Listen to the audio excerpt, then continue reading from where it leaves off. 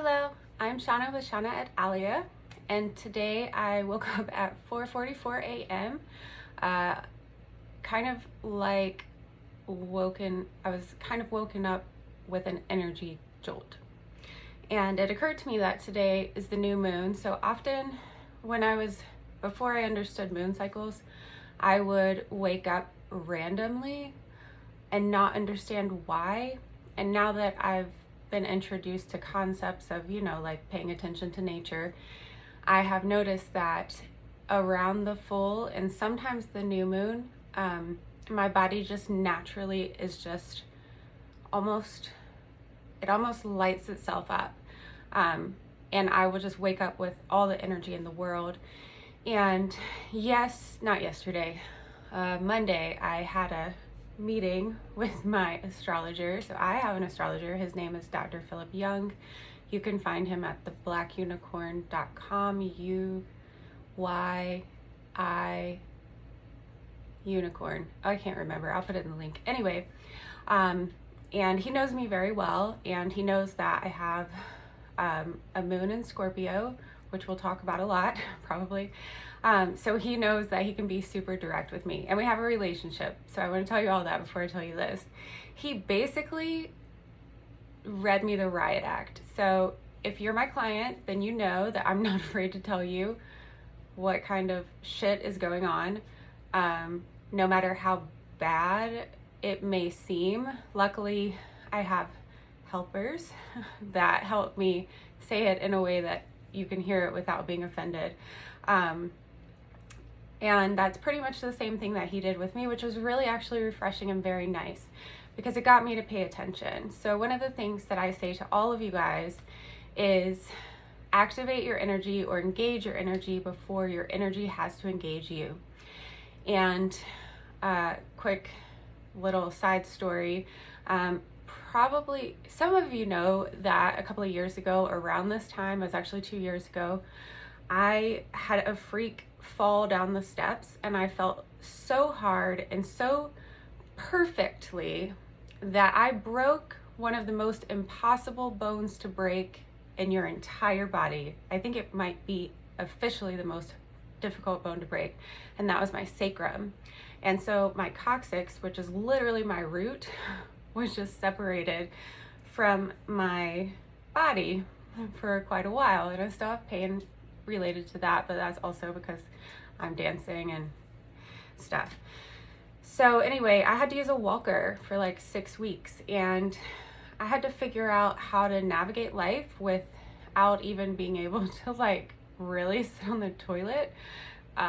So it was just the most bizarre thing, because also it is known as the jumpers or the suicide jump marker. So the same injury almost never appears from a fall. It usually appears from someone who has tried to commit suicide by jumping off of a building or something, and the impact is what breaks their sacrum, and it's a very specific impact. And I remember that like hit me pretty hard, and at that time I had started exploring my journey into whatever this is, and then I got really caught up. I remember being really caught up in like the excitement of making money, which is not bad, but it was almost like a carefree carelessness, but I was always in a hurry, so I never slowed down. And the universe was just like, yeah, okay, like, you think you're gonna keep ignoring me? We have this contract, you're gonna fulfill it. You signed it before you came on the planet. So unfortunately, we have decided that we have to push you down the steps. And it wasn't actually like a real push. I have actually had that happen, not down the steps, but in a parking lot. That's a whole nother thing.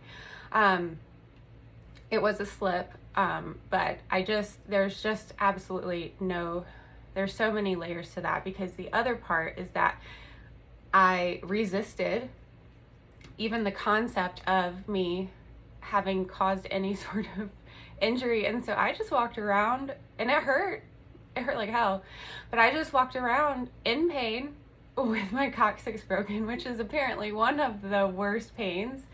that a person can experience, like the most harsh, or I can't remember.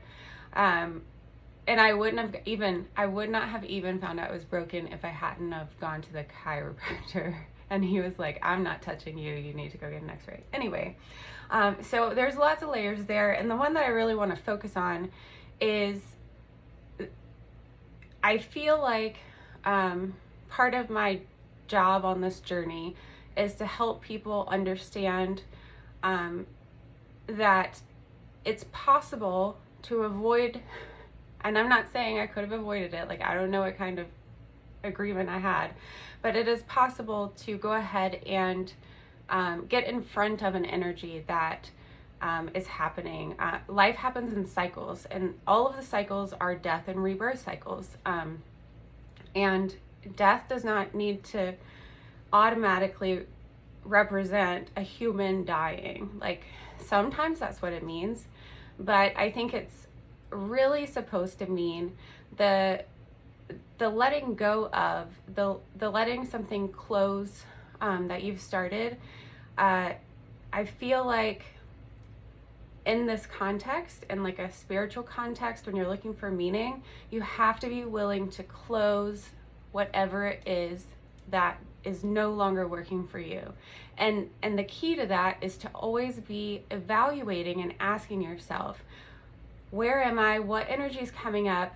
And how do I engage this energy so that I can make sure that I'm allowing things, almost like allowing respect for the process of life and life experience as a whole. And the reason why I'm really harping on the engage the energy and the death and rebirth is that today is the Scorpio New Moon. So back to the astrology story and why I'm doing this at like really early in the morning is I've known for a while that I just knew that I was supposed to have some sort of consulting practice. My chart literally does not have any planets in any other planet except for the southeast corner, the fourth quadrant. None of that really matters, but basically all of my energy is in this lifetime is meant to be experienced in public. And most of you guys know that for a very long time I have been extremely private, and the only other time that I was really public was when I was doing Mary Kay, which was fabulous. But since then, I've had to go sort of inward and do a lot of healing, not from Mary Kay. That was a good experience, but I had to do a lot of healing about a lot of things, and I'm still on that path. Like as I continue to learn more about what it's like to be a human, I'm also learning, oh wait, I forgot what I was saying. It doesn't matter. Okay, so my astrologer told me that this is the time, like right now, yesterday, actually October 19th probably, is the time that it's time to go out in public again. Like it's time to get in front of people. It's time to speak to the collective. It's time to help people navigate their path. Like it's time. And I got that message on like Monday. Yeah, because it's my nephew's birthday, the 1st. And it's been very heavy. And so I've been hesitating for a couple of days. But this morning when I woke up and like sort of asked myself, like, what is this? Why am I up at like 4:44 in the morning? It dawned on me that today is probably the day that I either do it or face the consequences. So I'm doing it. So that's what you're seeing right now. It's me choosing to engage the energy before it engages me. Because the Scorpio moon has very large significance in my birth chart. And right now, those two, so my birth moon, my natal moon, and the moon that's happening right now, the new moon in Scorpio, are like on top of each other. And that takes time to even get, anyway, new moons don't always happen like that. And so it's pretty significant that mine did. And Scorpio also rules my area of life, which we call houses in astrology. But the area of life that Scorpio rules in my chart is my community, friendships, and networks. So like a social sphere. So that's sort of, I got a call to action this morning, everyone. Call to action. So I'm just gonna do this thing, and it's gonna be imperfect, and that's gonna drive me crazy. And you guys just like send me some love every now and then, because I'm really busy beating up myself still after all this self-work. Okay, so now to the good stuff. So this is literally, I just want to make sure that I made the point, like me doing this right now is me doing what I'm asking you to do. And it's fucking scary, and it's asking a lot from me in the area of overcoming my fear of being vulnerable and opening up. But I just have to really start grasping this concept that if my whole chart is supporting this, then I will have what I need in all areas of life to support me in this journey. And I want you to approach it the same way. Scorpio new moons, or Scorpio moons in general, are very intense. So when you first meet me, for example, you probably don't see intense. You probably see like this girl who looks confident, who has an easy time talking to people, who makes other people comfortable if I decide to, and who's naturally not invasive. But then once you get to know me, especially in this context, like I am intense. And I'm kind of lucky in that, because people will be a little bit more open with me at the beginning, and then I can just like nail them with the truth, with this like little voice and this cute little face and all the things. So it's a nice superpower. But if you know anything, if you know me, or you've had a consultation with me, you know what I mean by intense. Like Scorpio is diving in and finding the bottom of probably what is a bottomless well. The water just changes quality as you go down. It's like a forever dive, and it's amazing. It really is amazing. But also, you know, when you're diving like that, there's a lot of pressure, like literally. So another thing that I figured out is that astrology, or any type of pattern you look at that occurs naturally. So when I say astrology, I mean the study of the coordination of planets with human behavior. It's ancient. I don't know why we don't use it more in America, but it is what it is. But like any cycle, oh, I just forgot what to say. Okay, well, wait, what was I saying? Oh yeah, diving to the bottom, Scorpio, lots of energy.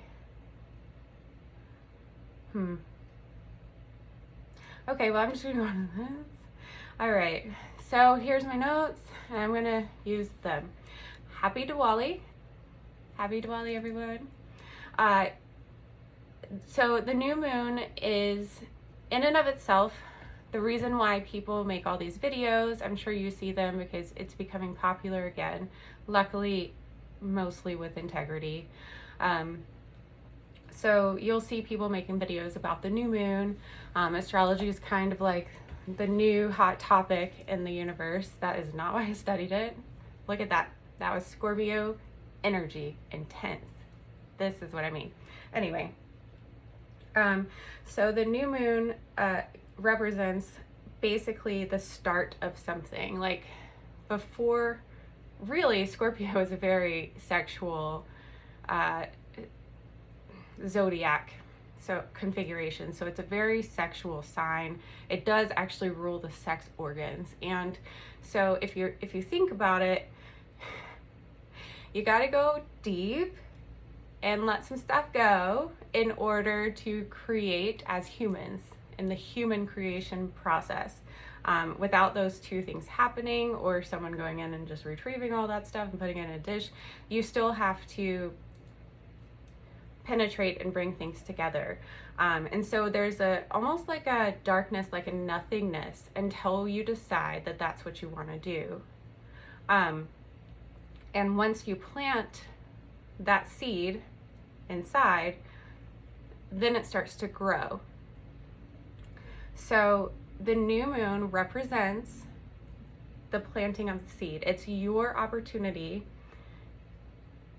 in correspondence with your birth chart, or it doesn't have to be, but I find it really useful to look at my birth chart and see natally where my seeds go, and then also look at what's happening here and find narratives that I want to start collecting and deposit those little seeds of intention for things to grow. So the new moon represents the beginning. The new moon in Scorpio represents the very beginning, like the very, very, very beginning. And so, and not the very beginning like Aries and spring, but it's basically saying, it's basically the rebirth. All right, so Aries, I'm getting off topic, but Aries is spring, and that is when things bloom and like blossom and grow. But in order to have them bloom, blossom, and grow, you have to have the seed planted. So Scorpio New Moon is the planting of the seed. Yeah, and new moons in general are basically planting of seed. This one just happens to be sexually oriented. Okay, let's see what else we got.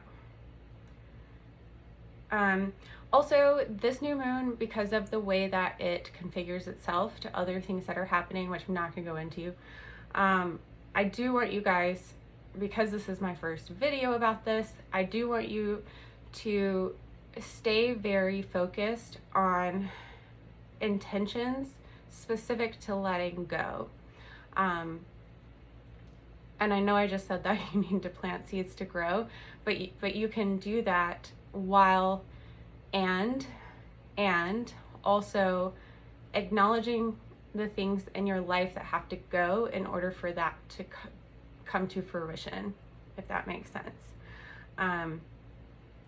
Okay, so when I'm doing any new moon stuff, like on my own, in my own practices, I often use colors to represent and also help trigger my brain and align myself with whatever energy is happening that day or leading up to that day, depending on how I'm feeling.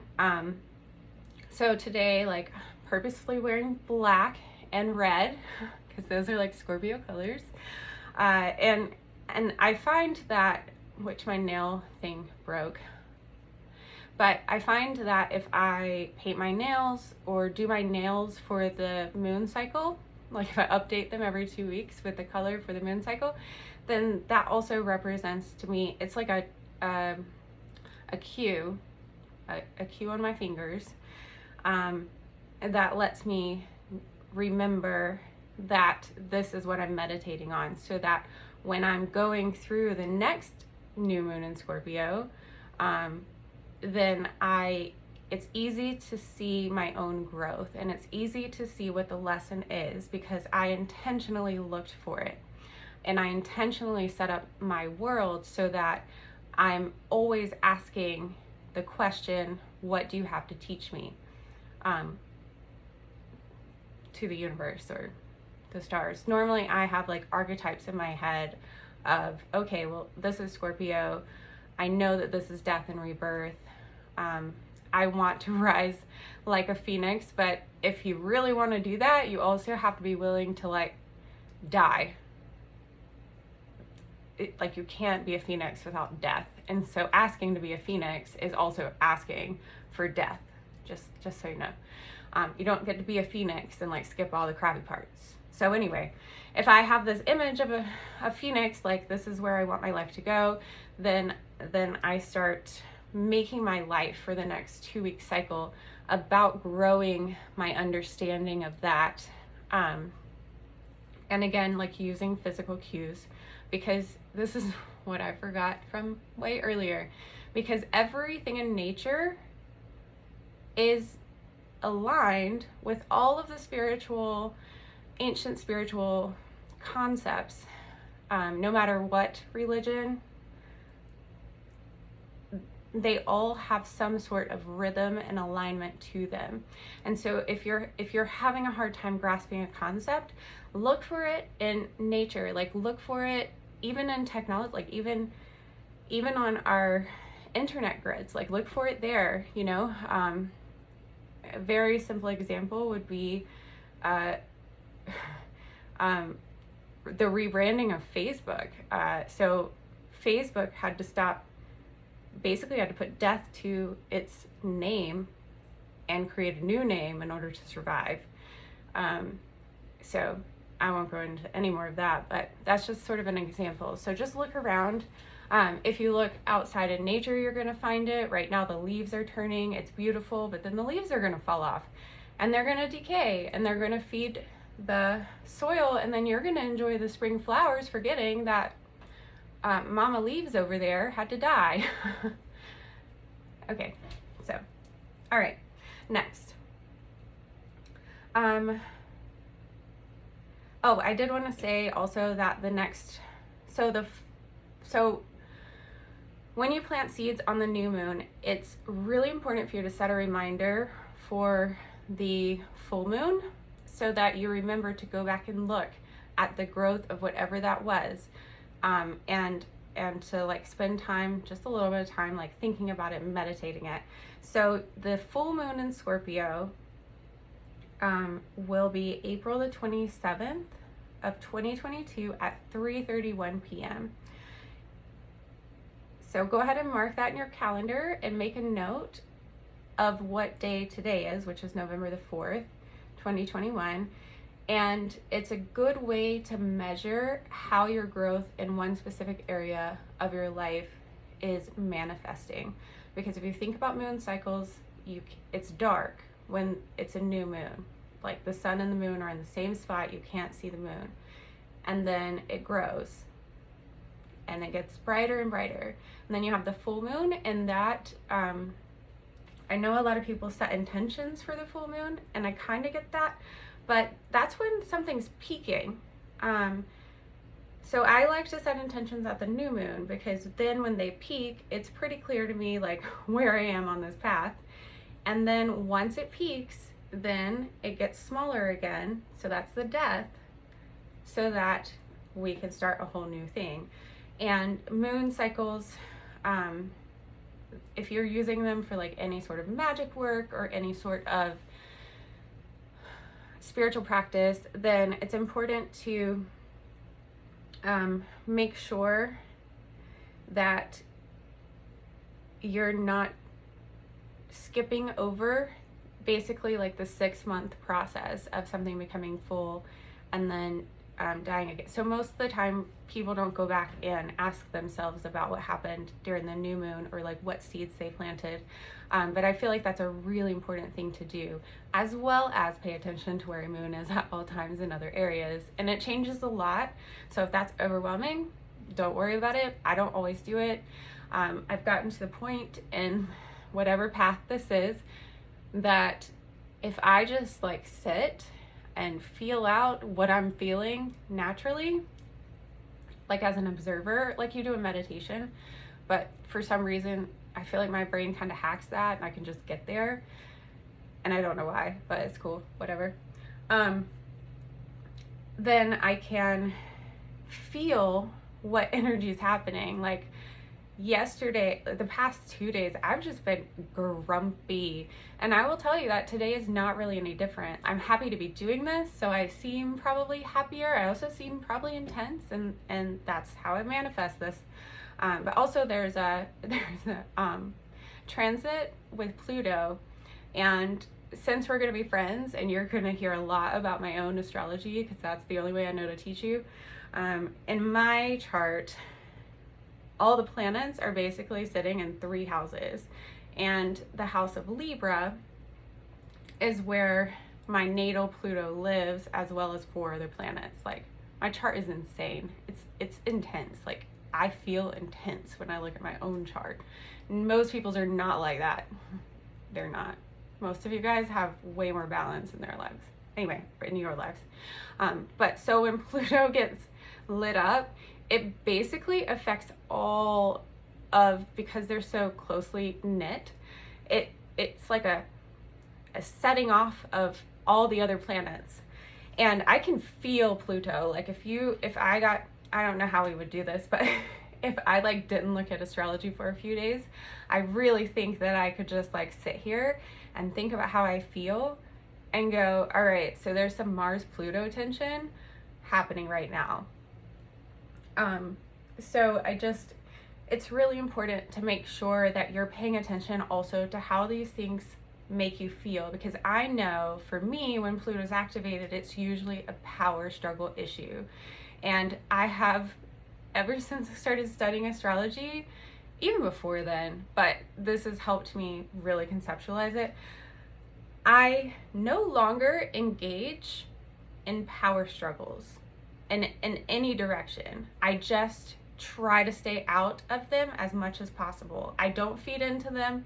I try not to do like the fawning, like, oh, thank you so much. I don't know. Like I don't like pleasing in order to get out of it. But I do sit on the urge to tell somebody to go fuck themselves. And that happens almost every time Pluto is activated, because also in my chart, that's where the area of life is also like my area of leadership and business and entrepreneurship, and most people who have Pluto there also have issues with power struggles with like a masculine figure in their life, like a prominent one.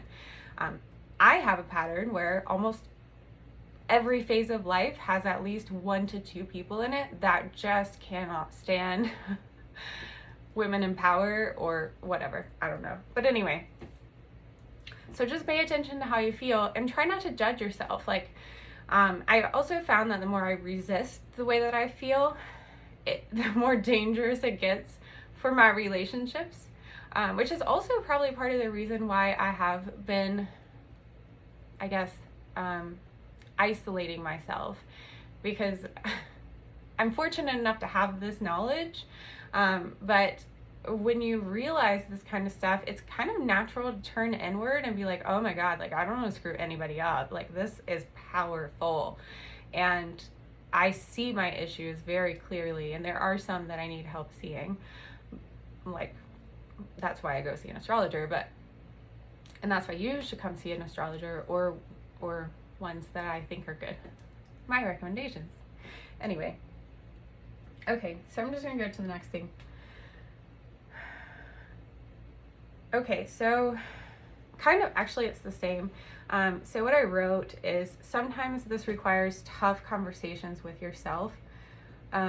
What is Scorpio asking us to do? So again, I engaged the archetype and I asked specifically, like, what are you asking me to do? And if I know the significations of the planet, then I'll be even more specific. It really helps if I write the questions out in my journal, because the way that I channel information is through myself. And so if I am not talking to someone and this is something I just learned. If I'm not processing information out loud, then I have to write it down, because the answers usually accessible to me, but I have to literally act like I'm not a participant in order to ask myself the question. It's really weird, and most people probably don't have to do that. But if you're having a hard time finding the answer, also write it down and then read it as if someone else is asking you, and see what your natural response will be. Like, not your thought, not your like analytical response, but your first initial response. Okay. Oh, and Scorpio has, Scorpio and Pluto, they're actually related figures in astrology. They both ask for you to evaluate what is the raw truth. And I think truth is oddly fluid and perspective driven. So your truth may not be the same as my truth. And that's okay, because we're supposed to be different humans having different experiences together. So it's not something that you can really, unless you have a really specific like spiritual advisor or practitioner, or you find out, like kind of like I do, when you find things by talking out loud to people, then then you can do that. But if you don't, then definitely write it down and like ask yourself the question, because the question is in you. And every, like, yes, I want to be your spiritual advisor. I'm not gonna even try to cover that up. The truth is, my truth is that I am made to do this. Your truth might be different. So go find your truth. You know, like, you might absolutely hate this video. You might hate red lipstick. That's okay. Own it. Own it. That's where your power is. Don't try to talk yourself out of it because society tells you to like always love red lipstick. Like, no, it doesn't mean you should hate me, and it doesn't mean that you should hate all people wearing red lipstick. Like, that's probably not okay. Who am I to judge? But I'm just saying, like, get to know yourself. Like, let yourself experience discomfort, because the most dangerous assumptions we make are the ones that we don't know we're making. Anyway, it's a whole other thing. All right, and then I did want to mention, for those of you who are like getting a little bit more nerdy about astrology, Scorpio's traditional ruler is Mars. And Mars is fiery and intense. And there's two manifestations in the zodiac, in the circle of life of Mars. There's a young Mars, and then there is a old, wise, intense Mars. Okay, so the one that you usually hear about is the warrior, like this fiery energy that's just super impulsive. All Mars people are not impulsive. Super impulsive and what is the word? Just a very warrior-like mindset. And I have found that to be true, but most people forget that, and that's Aries. So like the young, let's go charge, let's go to war, let's fight. People with strong Mars energy actually need outlets. BTW, thank God for video games. Otherwise, we'd probably have another war in our hands, because that energy's got to go somewhere. Yay, video games. That's the whole thing. Okay, so Mars in Aries is like war, like a soldier in war. Mars in Scorpio is a trained sniper assassin. So this Mars has already fought in the war, has stayed on with the military, and has been trained to blend in, figure out, practically obsess over, and take care of business in one shot. It is very intense. It is very intentional, and it will take you down. That is the Scorpio energy. It is different. So anyone, and Scorpio is not actually a fire sign. It's ruled by a fiery planet, but it's not a fire sign. It is a water sign. And it's a still fixed. Fixed means consistently the same over time. So it's a fixed water sign that's very deep, and there's no currents swaying back and forth, so the focus is very deep. The positive about that is we figure some stuff out fast when a Scorpio jumps. When a Scorpio handles things, like, you get to the bottom of it as much as you can, and it's a very efficient bottom. And then and the down, like, I should probably say, like, the one thing, and I definitely experienced this, the one really hard thing about having strong manifestations of Scorpio energy is that it is hard to move in and out of whatever state of being that planet represents. So for me, it's emotions. And when I feel emotions, they are intense, they are deep, they are strong, they are sharp, and they last way too long pretty often. At least that's my opinion. And I can, even if I like try to get myself out of them, like, it's kind of hard. That's just not how I'm configured. When I feel something, I feel it to my core. And that's because I have a Scorpio moon. And so whatever area of life you have in your chart that Scorpio ruled or influenced, then that might be an area in your chart where you find it hard to be to be moved, to be mutable, to like to be able to relax and just let your life go. And honestly, you're not supposed to be like that about everything in your life. That's why we have cardinal signs, which is the initiation energy, fixed signs, which is stable energy, and mutable signs, which is energy that goes in and out and weaves and conforms, and it's beautiful. I'm a little bit obsessed with mutable energy as well, but I don't think I have any of it. I mean, I have to in my chart, but like I don't have any strong mutable placements. Oh, Sagittarius. Yes, I do. Anyway. Is Sagittarius mutable? Yeah, it has to be. Anyway, I'm going to look it up because I just went blank. But yeah, so that's basically what Mars ruling Scorpio is like.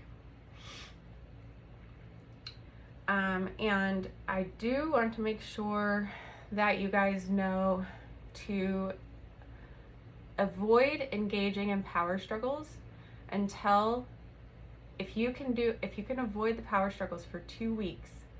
In 2 weeks there will be a full moon in another sign, and it will be easier to see and have perspective on the situation.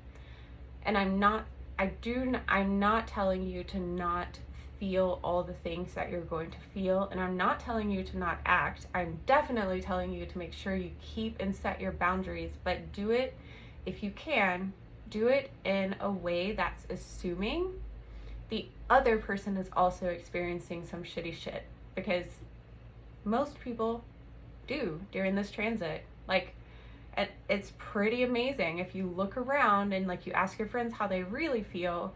Most of them probably gonna be a little irritated and pissy. So like power struggles are very likely to occur because everybody's shit's being exposed. Like this is the truth.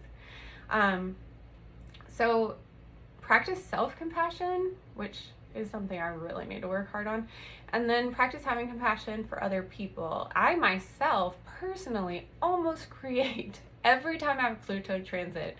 I get so close because I get so pissed off and so focused, and I'm so guarded about power struggles and how they affect me. So I'm like super heightened in my sensitivity about that. And I have seen for myself during every time my Pluto's like been really aspected, I have almost created some serious problems for myself, like real serious, until I started realizing that like, oh yeah, this is affecting everyone. Like it's not just about me. It is affecting me a little bit harder in certain areas like work life.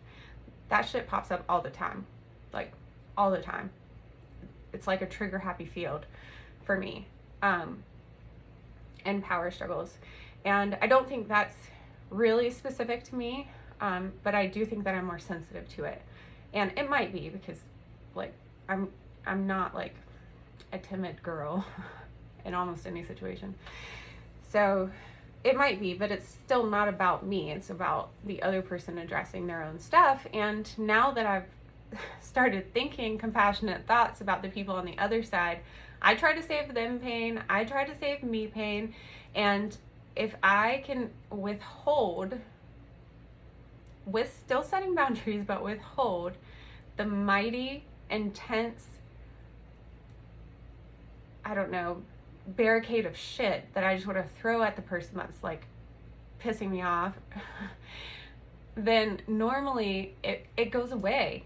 Like whatever the issue is, it goes away. My behavior changes or their behavior changes, something changes, and it's quite miraculous.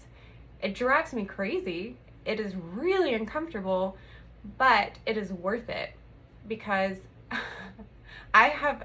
it's so funny to look back. Like once you start paying attention to stuff, it's so funny to look back and be like, oh my God, like look what you almost did to yourself. It's just funny. Yeah, funny. Okay. Also,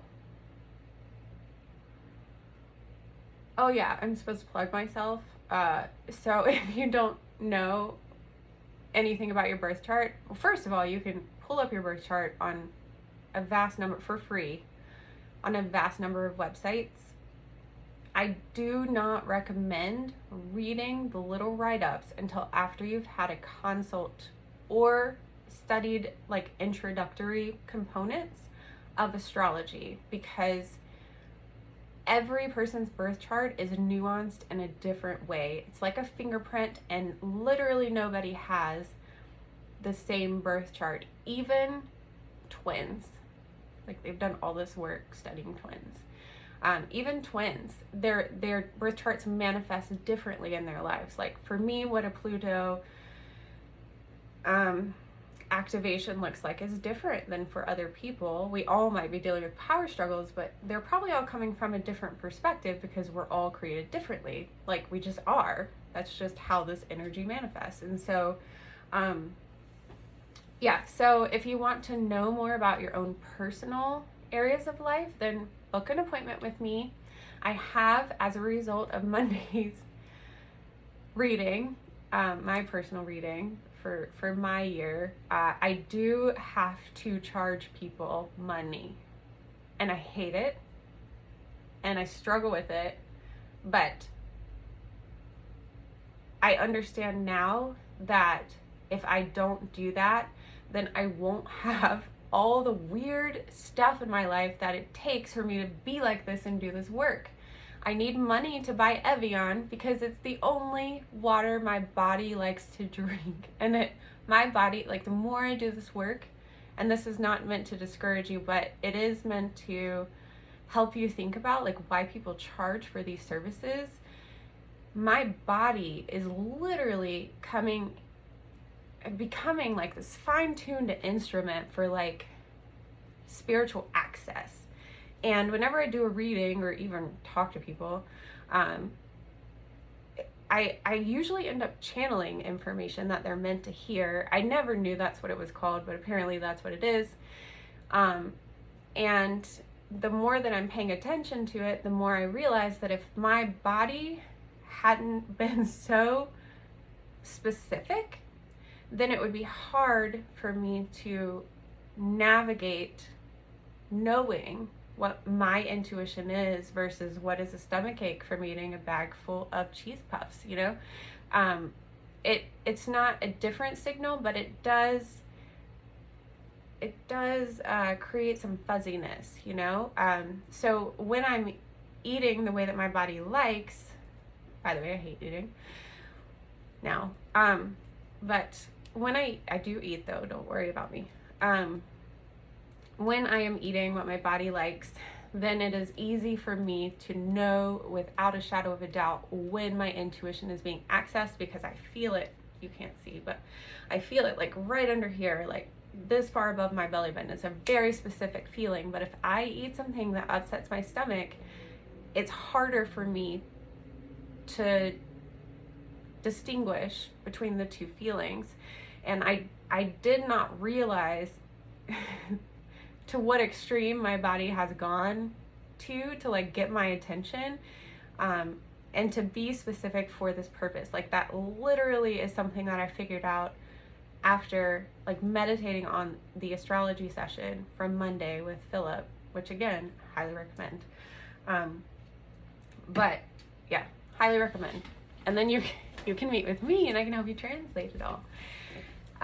So I do have to charge now, and I've made a promise to myself, to my astrologer, and to one of my friends, that for a whole year, so from November 1st, 2021 until November 1st, 2022, I'm charging for these services no matter what, across the board. It doesn't matter who you are. So hard for me to say, but I'm gonna do it because I don't want to get pushed down the steps again, and I don't want to get sick again. So I'm going to just start, charging for this stuff, because I need to stay healthy in order to channel. And I need to have the only water that my body drinks, which is expensive. But fun fact, my friend did a lot of research. He's like a Spartan, like, fitness guy, not fitness, that's not even the right word, but all I get are like these images because I did an event there at like one of the Spartan races. It's kind of like American Ninja Warrior, except it almost feels like a god-like showing up to like physical body. It just reminds me of like Roman times, which I guess it's supposed to because it's called Spartan. But anyway, he knows a lot about a lot, and then he's also able to like tap into like the spiritual stuff similar to me. And he said that he did all this research on water, which I've done, but like not to that degree. And Evian's one of the only two waters that like he would drink just based on the reviews and based on how the water is treated, and how they hold it in the warehouse. It's just all this like interesting stuff that I don't honestly 100% understand. But anyway, basically affirming that my body is really, really on target as far as what it needs and how it operates. So I have to charge money because I can't continue to take on the burden of keeping up with myself without any help. So I have to have help, so I have to charge money. And if you're watching this, then you can go check out my website. You can set up an appointment, but also I'm going to offer $1 per minute services. So like if there's something that you just want to know about like real quick, but you don't want to spend $60 or whatever, then we can do a 15-minute consult, or I can send you probably like a 15-minute video. I'm still playing around with it, but if you email me at info@shauna@alia.com, then I will be happy to work with you to see what fits in your budget and what kind of questions I can answer in that time frame. All right, cool. All right. I'm just making sure I didn't forget anything. Okay, cool. Yeah. So thanks for hanging out with me this morning. I'm off to go spread joy in the form of coffee. I'll see you guys later, because I have to, because I don't want to be pushed down the steps again.